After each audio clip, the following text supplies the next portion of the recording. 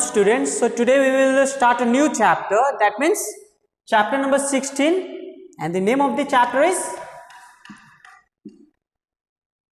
light. So the term, that means the topic light, what do you mean by light? Okay, so when the word light, we hear the word light, where we just think about what we are seeing, okay, or we can simply say that we think about sunlight. Okay, sunlight. So we can say that not only sunlight, the light at our homes also, at our homes also. That means the source of light. So there are different source of light. So first of all, let's have a general view, a bird's view of the term light. So in this case, first of all, let's talk about source of light. Source of light. So what is the major source of light? So number one, as we all know, sunlight is the major source of light. And why it is important? It is important for all living organisms.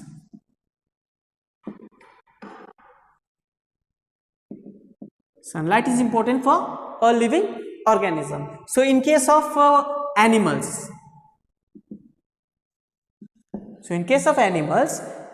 sunlight is important to perform various body functions, okay, or as for example we can say to regulate our body temperature also. And in terms of plants, as you all know, plants prepare their food with the help of sunlight only. So for preparation of food, okay, so we can say that sunlight is important for living organism, that means living things, both plants and animals. Second source of light, we have other source of light, that means alternative source of light, like what you can say, the electric bulb, then fire. Okay, in fire comes candles also, you can write, lamps.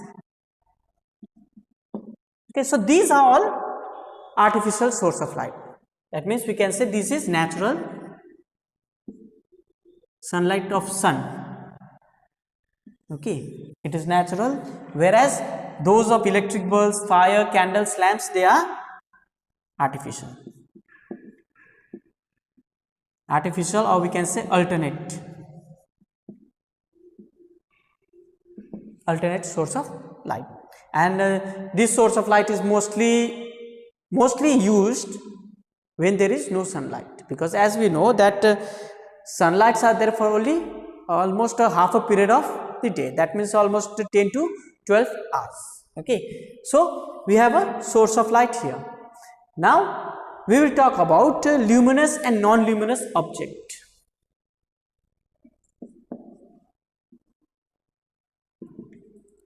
Luminous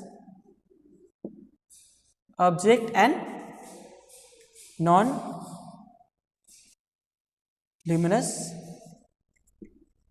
objects.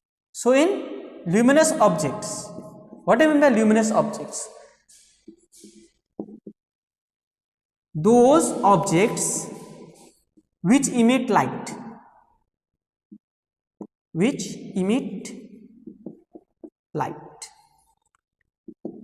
okay, mean to say those objects which have a source of light, either it can be natural or it can be artificial. So in that case you can give an example of sunlight also. You can give example of moon also in this case.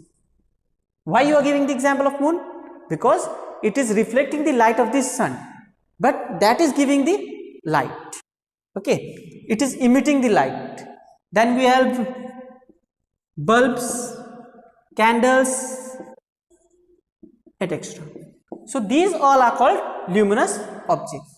That means either they have their own source of light or they are just reflecting the light of the sun, okay, or the natural sunlights or other natural lights, okay. Second, in the contradictory, you can say that non-luminous objects are those which do not emit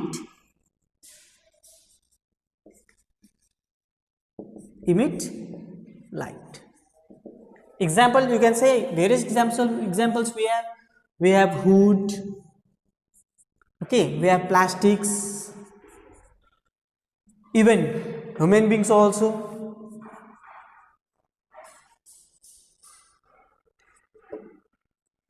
Are all non-luminous objects. Okay, that means in this case we can say that when light falls, okay, when light falls on certain object, as for example, I give an example of a moon. Okay, when light falls on the, when light of the sun falls on the moon, on the surface of the moon, it is visible. It is visible to whom? It is visible to us. Why so? That is because of reflection of light, and we will talk about reflection of light in our in this class only. Okay, so let's talk about reflection of light. So this is clear. Light, that means source of light. Where do light come from? We have natural source of light and we have artificial source of light, or that can also be called alternative source of light. Then we talked about the objects, luminous objects and non-luminous objects. Now we will be talking about reflection of light. That means how we can see an object when light falls on it. Okay, and why we can't see an object at night.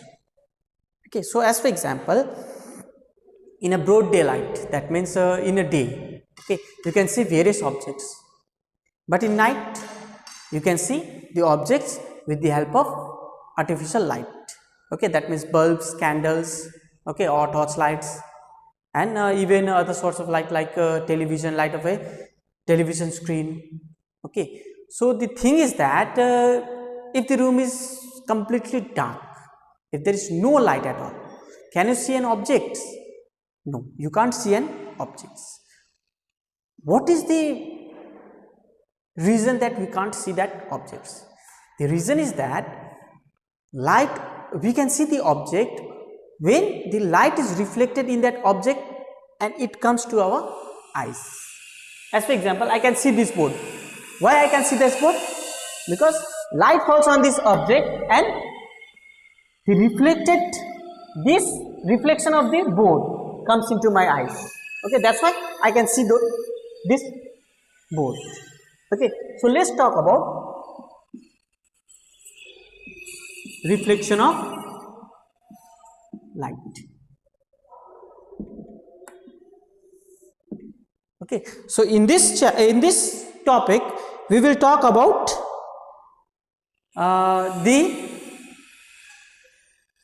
how we can see the light after it falls on various objects. Okay, so when light falls on an object or on a surface, it may pass through it, it may get absorbed by it, or may bounce back after striking the objects. Okay, as for example, let's talk about different terms of what you can say, reflection. Okay, so suppose this is the mirror, okay, or the object, we can say object. Okay, so suppose this is a source of light,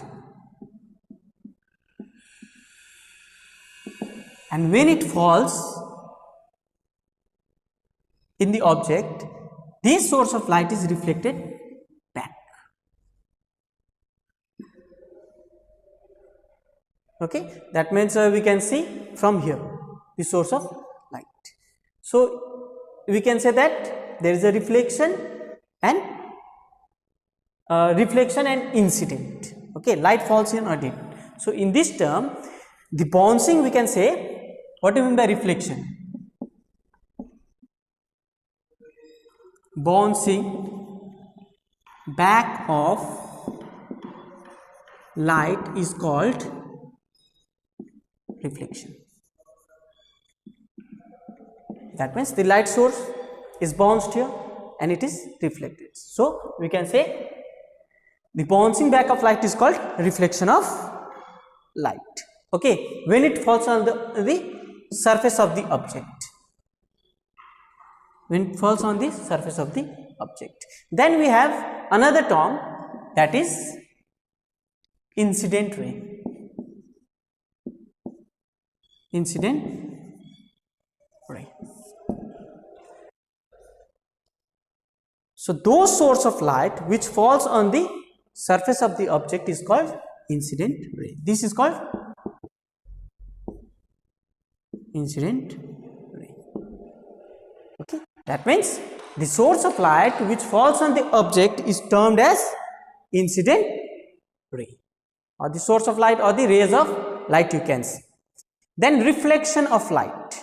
Okay, the rays of light or the source of light which is reflected back is termed as reflected ray.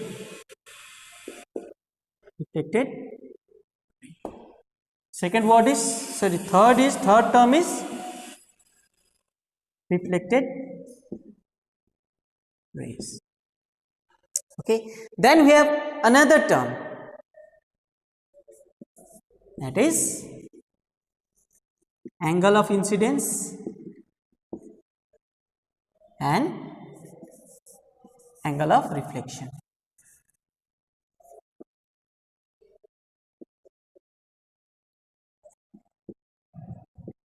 Okay, so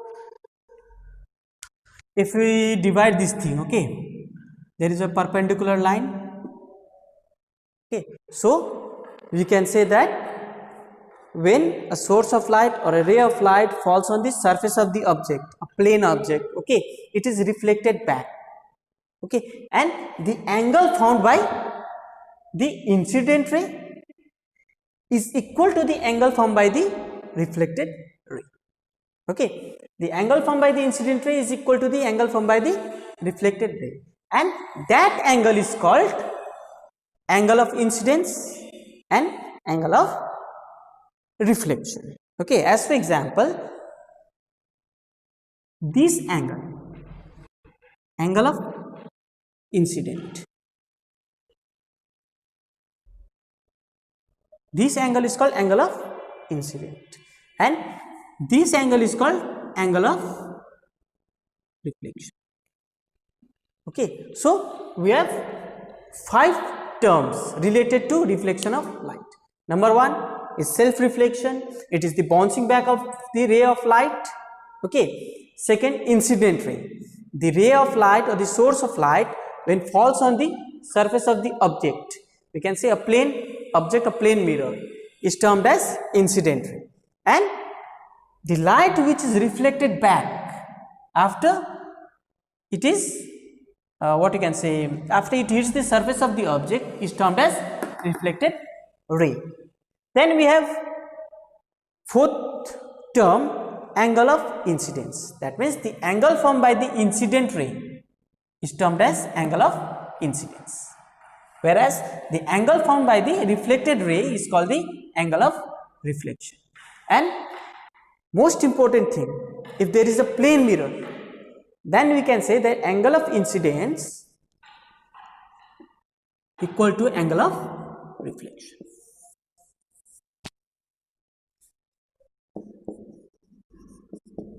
Okay, so we can say that if the surface of the object is plane, that means the angle of incident is equal to the angle of reflection. Okay, so in this case we have 2 laws of reflection.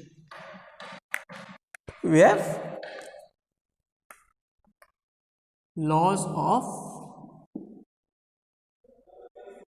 reflection. So what does the first law states? First law, Law, as you know, that it is it is a fixed. Okay, law is fixed. That means we can't change it. So first law, the angle of incident is equal to the angle of reflection, as I told you this point. The angle of incident is angle of incidence or incident is equal to angle of reflection. That means we can say angle I is equals to angle R. Okay, where I is angle of incidence and IR is angle of reflection. Okay, first law. Second law, the incident ray, second law, the incident ray, that means this one, incident ray, normal ray, this is normal ray,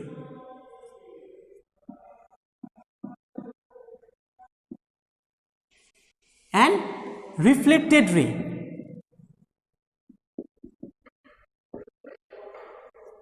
These all three, the incident ray, the normal ray and the reflected ray, meet at a surface of the object. That means and normal at the point of incidence all lie in the same plane. That means they all lie in the same plane, this plane, as we can see here,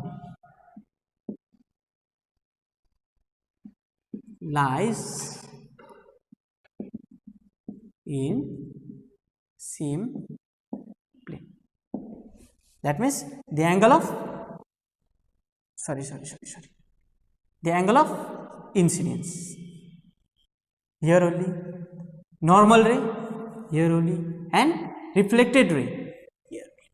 That means they all lies in the same plane. So we have two laws of reflection. Number one, the angle of incident is always equal to the angle of reflection. Second one, the incident ray, the normal ray and the reflected ray, they all lies in the same plane, as we can see here. Okay, so this was all about simple definitions or terminology of reflection and laws of reflection. Now let's talk about regular and irregular reflection. So as I told that in reflection we discussed that angle of incident is always equal to angle of reflection, but I also mentioned that the surface of the object in this case is always plane. Okay, but what will happen if the if the surface of the object where the incident ray falls and the normal ray are there and reflected ray are there is not regular or it's not smooth? What will happen in that case? So let's talk about that. So what do I mean by regular and irregular reflection? Regular reflection. So in regular reflection we can say that when the light falls on a plane mirror, we can say it as a regular reflection. Okay, so when a ray of light falls on a smooth surface, ray of light falls on a smooth surface, we termed this as regular reflection. Okay, we termed it as regular reflection. Example, smooth surface example, mirror. Okay, we can say example mirror. So in this case what will happen, we will see the correct way of laws of reflection. As for example, we have a smooth surface here. Okay, say this is a mirror. Okay, so when a ray of light falls on it, it will reflect.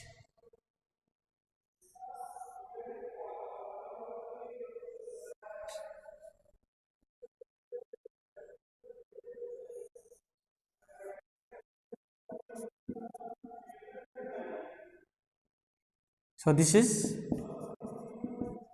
incident ray, this is reflected.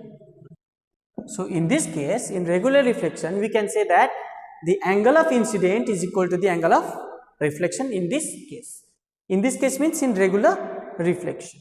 Okay, so this angle and this angle is equal. Okay, this is the second one. This angle and this angle is equal. That is angle I1, angle R1, angle I2, angle I2, and this one is the third. Okay, angle I3, angle angle R3. Okay, so simply you can say that same thing happens here. There we have only one incident ray falling on it, and we have made 3 incident ray falling on it. So the concept is that only you have to think that in regular reflection, angle of incident is equal to angle of reflection. Okay, when it falls on the plane surface, and plane surface means smooth surface, example mirror. Okay, and this type of reflection is called regular reflection. So let's talk about irregular reflection.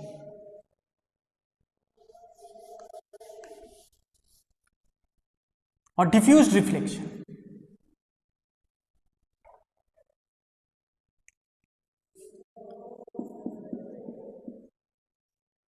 Irregular reflection, or we can say diffused reflection.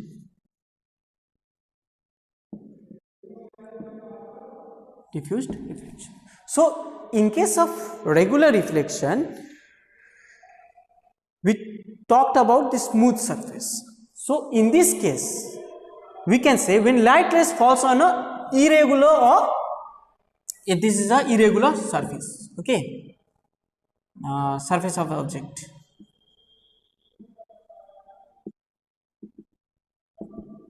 So say that this is the surface of the object, and when light ray falls on it, what will happen?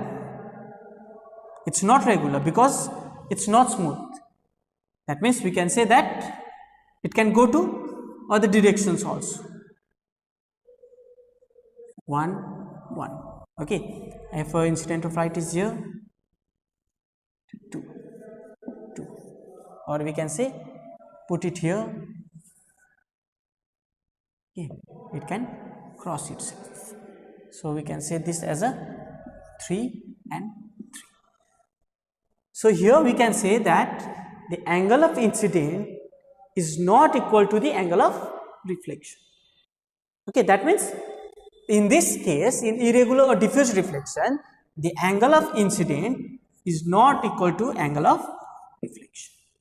So in case of irregular, and that type of reflection is termed as diffuse reflection. So the thing is that we have to mention smooth surface or irregular surface. We can say irregular surface. Okay, so when light rays falls on the irregular or rough reflecting surface, they get reflected in different direction. They get reflected in different direction, not in the direction as we can see in the regular reflection. Okay, as a result, the reflected light falls over a larger area and the image formed is not sharp and clear. So in this case, the image what we can see, it's not sharp and clear. Okay, it is either diffused. Okay, that means we can say that it's not clear. Okay, so this was all about regular and irregular reflection.